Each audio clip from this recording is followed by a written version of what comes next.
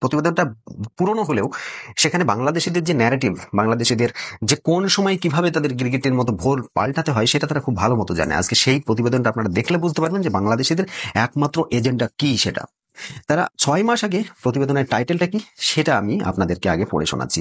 তারা বলছে যে আমদানিতে ভারত নির্ভর হওয়ায় বাড়ছে চালের দাম। বোঝুন তাহলে, 6 মাস আগে একটা ভিডিও তারা আপলোড করেছিল কোন চ্যানেল থেকে? চ্যানেল 24 বলে একটা চ্যানেল রয়েছে, বাংলাদেশের news channel, main stream media channel. সেখান থেকেই পাবলিশ করা হয়েছে যে আমদানিতে ভারত নির্ভর হওয়ায় বাড়ছে চালের দাম। আপনারা সকলেই জানেন সারা বিশ্বে, সারা ভারতে থেকে বিশ্বে যত পরিমাণ চাল হয় তার মধ্যে সবচাইতে বেশি এক্সপোর্ট করে আমাদের ভারতবর্ষ।